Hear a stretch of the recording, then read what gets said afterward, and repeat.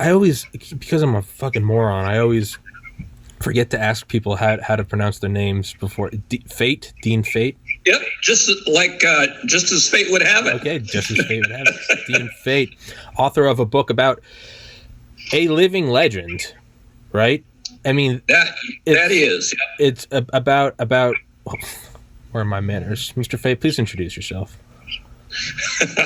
Well, my name is Dean Fait, and I wrote a book on the living legend. He's a drag racer. He's been drag racing since 1953 on tracks. You know, he did it on roads and so forth before that.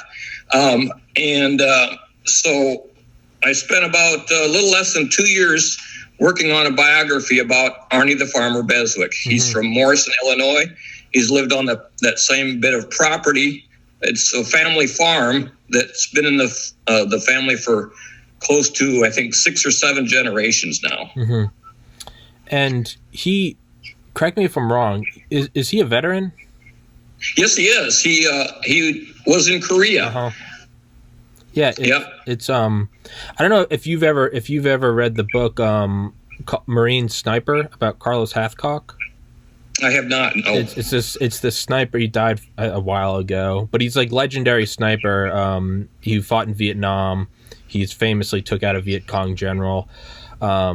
He had 93 confirmed kills, I think. But the thing is there's kind of this parallel, both veterans, parallel between him and Mr. Beswick is both got, so Carlos Hathcock was in some troop carrier and they ran over a landmine. He had burns over most of his body, but same with Mr. Beswick, and both of them kind of have this. They had this like glorious comeback to where he couldn't go fight anymore, but up until his however old he was when he died, he was still acing competitions. He'd have to tie like a leather belt around his arm so that because his skin he couldn't even grip without like bleeding. But it just kind of makes me think it's that same like beautiful like resurrection story, like you can't kill me. And the one thing I did look up, kind of, I was just watching videos of him, the Tameless Tiger, and it's like this dude is in his 80s or now 90s, I think. Yeah, he just May 7th he'll turn 91. And he's in this 1,200 horsepower car, not even a car, a monster. And he's doing drag racing. I think it said it goes up to like 190 miles an hour. Am I exaggerating? No, it's his fastest that he ever went in the new Tameless Tiger, the GTO, was 200.03 miles an hour at like what was it, 7:05, I think was the elapsed time. It's this dude. He's kind of, he's also like, there's a guy named Billy Waugh who fought in Korea, is still alive. Okay. Billy Waugh was in a movie theater when he remembers a sheriff coming in, turning off the film and saying the Japanese bombed Pearl Harbor. Billy Waugh's an old guy, and fought in Korea, fought in Vietnam, hunted the Jackal, a famous terrorist. Went from Mac v. Sog, which is like if you can't tell my podcast style, it's all over the place. I know we're doing an episode about a drag racer and we're 3 minutes in talking about CIA assassins, but anyone that watches this show knows that this is par for the course. Right. But this guy went and worked for the CIA, the Special Activities Division, which was the inspiration for James Bond. Okay. And for the author of James Bond was the Special Activities Division. Point being is this guy was 72 on 9/11, still went and fought in Iraq as like an undercover covert ops agent. Now he's in his 90s, but there seems to be this parallel between guys like Billy Waugh or Arnie Beswick that there's almost a romantic, it seems like destiny, doesn't it? That these guys, it's just they're gonna go to the end of time. Exactly right. Yeah. It's what was, I know you covered it, but what got you into this? So another thing I do about this podcast is I have on people from all walks of life, right? I've had on a guy from the IRS. I had on a guy that walked on the moon. I've had on Delta Force guys. I'm a biology major.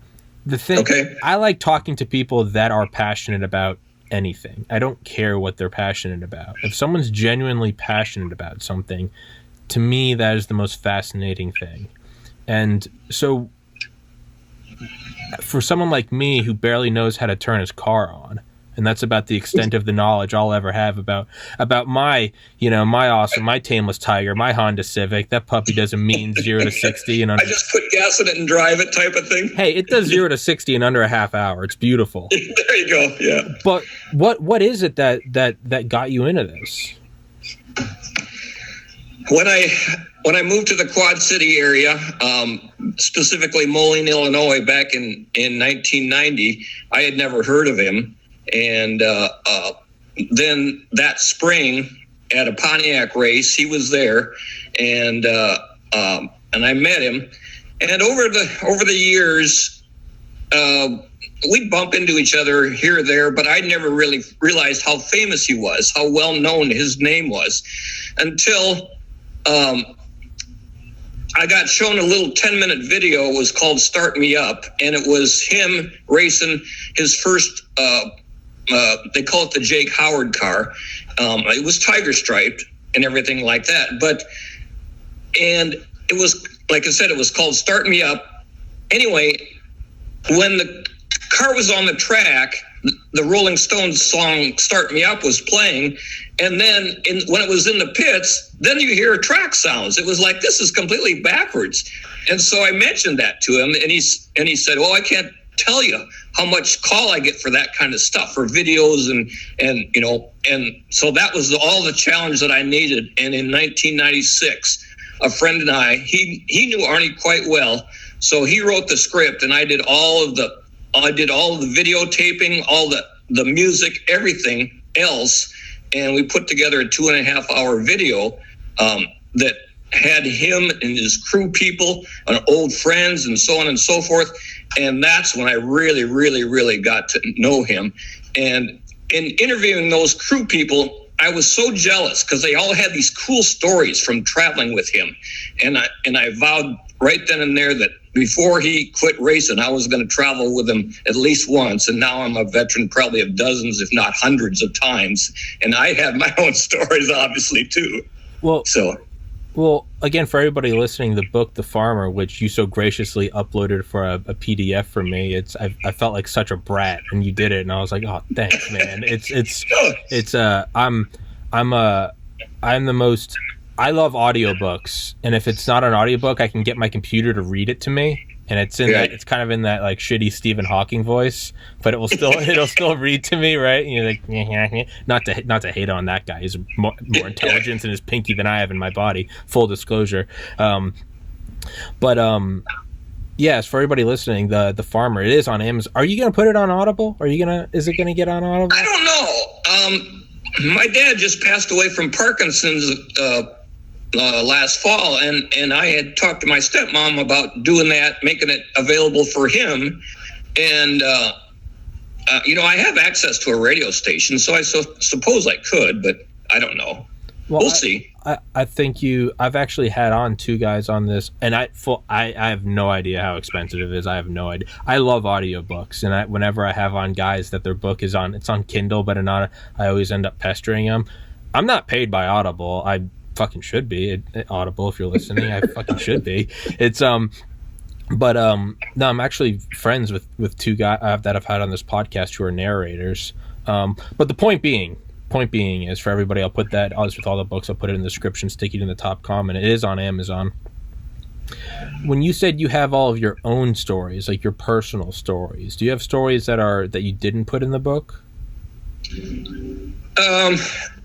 Well, there's stories about when he was a kid that I didn't put in the book, and I'll tell you one of those. Yeah. So he's riding with his parents. They go into Morrison to go to see a movie, and so his parents go in to see the movie. So him and his buddy, or with him, decide that they're going to take his parents' car for a little joyride.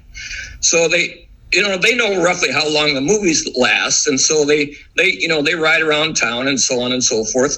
Well, when they come to, it's time to bring the car back, somebody had parked in the parking spot where his parents had originally parked, and so he panics, but then he calms down enough, and so they try the doors on this 4-door that's parked in the wrong space, and the driver's side, or front and back, are both locked, and the passenger side front door is locked, but they forgot to lock the passenger rear door, and so they crawled in, and of course these are 3-speed, manual transmissions, when there's no locks on any of the steering wheels or anything like that. So they put it in neutral, push it back over one spot, and so they could park his parents' car in the right spot again.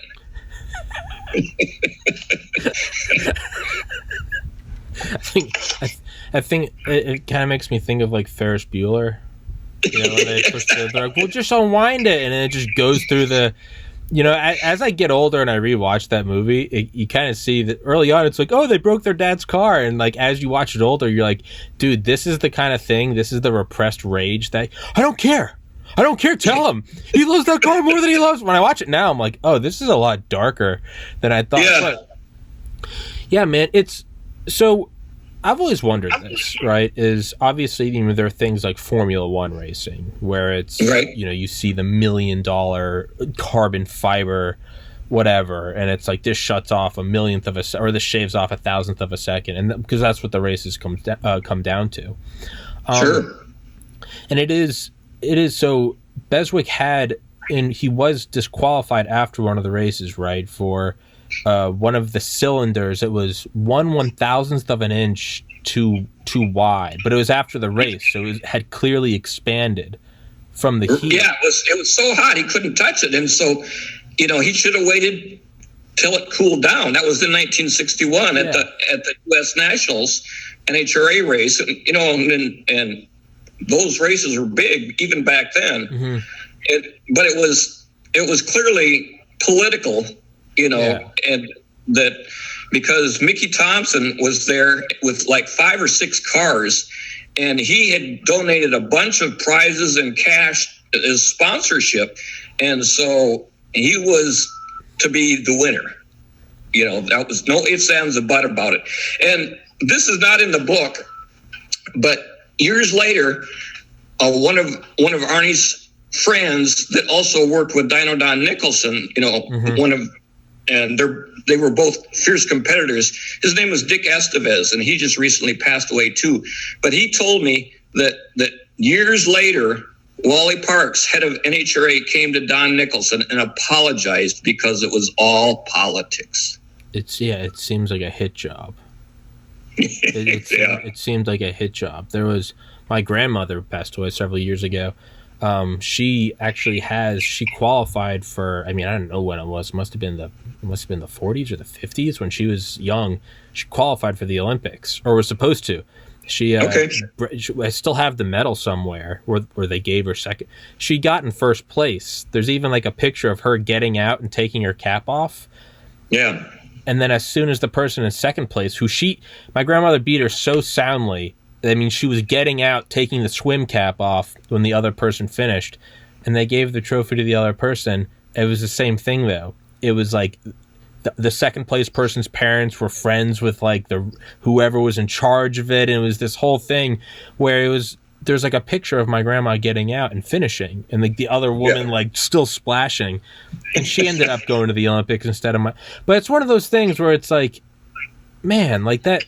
It just kind of destroys any authenticity from it. So the point is, though, is when they measure it down to 1/1000th of an inch, how easy would it be, or how hard would it be? This is how my, clearly not sportsmanlike mind works. Is how do they tell that you're not? Basically, are there legal or illegal modifications to the cars that you could make? Because it's you want to use every competitive edge, right? The tiniest thing. Right. Football teams do it where they pipe in louder crowd noises, right? Or football deflated ball or whatever it is. You want to set the stadium set differently so the sun's coming down in their eyes, or And the Celtics in the 1950s and 60s, the Boston Celtics, the basketball team, Red Auerbach, their coach, used to, I think he turned off the air conditioning in the opposing team's locker rooms, and he'd mess with the water so they'd get like this dirty, I mean, real bullshit moves. But at that level of competition, I mean, they'll do anything to win, right? And it's only cheating if you get caught. I say all that to say, it's got to be impossible to know unless you strip down every car after every race. Could you not be putting illegal things in there? Yeah, well, they always had to do teardowns, especially for NHRA. So you had to take one, the intake, and then one cylinder head off so they could measure the bore and stroke and so forth like that. But like I said, 1/1000th and a half, even if he had tipped the micrometer just a little bit, that would have read over 2, So not having it perfectly level would have worked, So it was, like I said, it was all politics. Yeah. I mean, yeah, something at that level. I mean, you could have, right? That's when I get on my scale and I weigh my fat ass, I know that if I so much as move the scale a little bit and it's not directly in the middle of like a floorboard, that will throw my, and I'll be like, hey, look, I'm 0.2 pounds lighter. And it's like, exactly. I'm lying to myself. My scale knows I'm lying. God's watching, he knows I'm lying. But, sure. It's a deceptive lie I keep to, keep myself going. Yeah. But I've always wondered things like that. Like, I just think of almost like, have you ever seen those like immigration videos at the border where they'll strip down a car or something, and there will be someone like hiding in like the wheel well, or like bricks of cocaine, what pick your poison. Yeah. And it's like, unless you're going to strip down every car, you can't be sure that that's not coming through every time, right? Obviously things like the airport or the TSA, they do the backscatter thing, and they can, metal detectors, it's different. But I've always wondered that with something like NASCAR or Formula One, like how do they ensure that someone's not 1/1000th of something over or under? I mean, do they truly have to strip down every car? Yeah, I believe so. Okay, well, at least they did back then. All right, well, let's flip the question. If you had to get through with some contraband, you're the expert. How would you do it? And I don't mean like cocaine. I mean like contraband things in the race. I don't know, like a nitrous tube or something, or like a rocket or whatever. Racing today is a lot different than it was back then. Class racing was everything back then, and today it's bracket racing, where you pretty much just dial what your car is going to do, and that's if you get there too soon, you break out. Mm-hmm. That's what they call it. Or if you don't run fast enough, you get beat by the other guy. Mm-hmm. So it's a lot different world. NHRA still has its classes and so forth, and they do the teardowns and so forth for them, but it's not like it was back in the 60s and so forth when Arnie was running. Mm-hmm.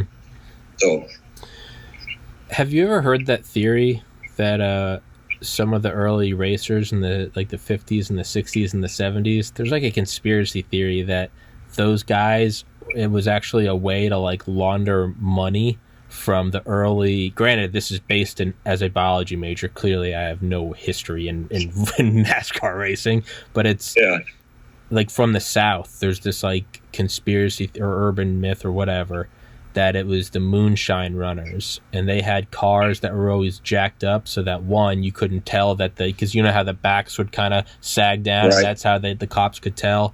It was that, and they also were souped up, not street legal, so that if they were getting pulled over, they could just, you're down in South Georgia, it's the 60s, there's no internet, there's no CCTV. If you can get away from the cops, you're good. You're in the middle of nowhere.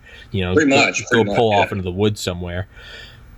There's like that's a well-known fact that NASCAR racers came out of the the moonshine okay, business. Well, good. And now I don't feel so. Well, again, that shows how little I know. That I'm like, hey, have you heard of the conspiracy theory? And you're like, you moron. That's a fact. Hey, have you heard of? Yeah, but okay. Well, now I feel stupid. But yeah, I always thought it was a conspiracy theory that they came out of that in a way. You know, they just kind of converted it to like, well, shit. You know, it's like, you know, it's the idea that recently in the last 10 years, the special forces have bought these planes called I think Draco. And they look like Cessnas. They look exactly like Cessnas, but they're like painted matte black. One propeller. It's the last thing you'd ever think of when you think of like SEAL Team 6 or Delta Force. It's just this little shitty, you know, kind of plane. Yeah. But what's kind of coming out now is everyone's like, why do these look exactly like Cessnas? Like, well, it's like, well, I mean, for like 50 years, who was flying these things over the border? Below radar, full of cocaine. They clearly prove that they're worth their salt. Like, they can get below radar. So finally, it's like, if you can't beat them, join them. The special forces adopted them, and it's like, well, we've evaded U.S. radar, then clearly we can evade anyone else's radar. So, yeah, I always thought that was interesting, though, is like, who else would do it better than people who... It's kind of like Talladega Nights, right? Have you seen that, Will Ferrell? Yeah, it's been a while. Been a while. Oh, well, if everybody listened. Well, point is clearly I don't know what I'm talking about. Is someone like you, do you look at racing today, and I don't say this in a bad way, are you more of a purist? Do you look at how like the nostalgic races or like the funny cars, like do you look back at those and kind of view those as genuine versus today? You know, people like my dad, they look back at like the 70s NBA and they hail that as like the real NBA versus today. It's just kind of like, eh. Not so much, I guess, because I work, you know, every weekend out at the track as the announcer out there, and the camaraderie is the best. You know, Arnie has said that if we had the same kind of camaraderie in the world as what is at the racetrack, there wouldn't be any wars. And I firmly believe that. You know, it's even though you might be racing against a guy that you don't necessarily like, if he breaks apart and you have an extra one, you know, you help them out. They all do that. Yeah. And that's, you know, and then the families where you have maybe the dad is racing a big car, and then they start the kids at 8 years old in what they call a junior dragster, and so it becomes a family affair, you know. So yeah. Have you ever sat in a drag car? Yes, I have. Yeah. Oh, it's a different feeling. Yeah. Yeah. It's So, again, you'll have to excuse me, but as someone that knows it much better than me, what is the most interesting facet of it to you? Like, I don't know if I'm asking... Again, when I have on Dale Comstock of Delta Force, I ask him stupid questions, and every once in a while I kind of have to give him the mic and be like, you guide it, and I'll be able to follow. What do you want to talk about? What is most fascinating about all of this to you? Well, this is probably my greatest accomplishment in life. I got to tell you, it was the contract said I was supposed to have it done in a year, and I got it done in 15 months, which other authors have said, well, that's not too bad. And even before I signed the contract, I said, what if I can't meet my deadlines? And Wes, my editor, said, well, if you go 9 months and we don't see any results, they'll pull the plug. But if we see progress, we'll work with you. And I'm certainly glad that they did. Mm-hmm. So, but yeah. So it's, like I said, it's a lot of pride, pride. Yeah. Is it something where you knock it out and you never want to do it again? Or is it something that you knock out the first one and you think you take a little time off, but then you go, I could do another one? I don't know. I've been asked that before, and I've said about this book that I'm glad I wrote it. His story needed to be told, but I'm glad I don't have to do it again. Yeah. So that's the simple answer there. And I kind of said what I needed to say all in this book. And so, and I don't know other racers like as well as I know Arnie. Sure. If you probably picked up on it, he's like a father to me. Mm-hmm. And some of the track owners have even said, they've come up to me at a banquet or something like that and said, "How's your dad doing?" And I'm like, "How does he know my dad? He lives down in Las Vegas." And then they say, "No, I'm talking about Arnie." No, Arnie. It's like, "Oh yeah, okay, That's beautiful, man. Yeah. Is that what your hoodie is or your sweatshirt is? Yeah. Fuck yeah. So. Hell yes. I looked up a video on YouTube. I'll put it in the description for it. That thing pulling up, it sounds like a fighter jet. Yeah. Just idling. I mean, Jesus Christ in heaven. It's well into, or not almost, in his 90s now. Mr. Fate, as I told you, today we have to do a shorter one, so let's wrap this one up. Okay. Hold on. So for everybody listening, it will be in the description. It'll be sticky in the top comment. And Mr. Fate and I talked before this. We're going to do another one. So everybody, thank you for listening. But Mr. Fate, hold on. I want to talk to you real sec. Sure. Stop recording.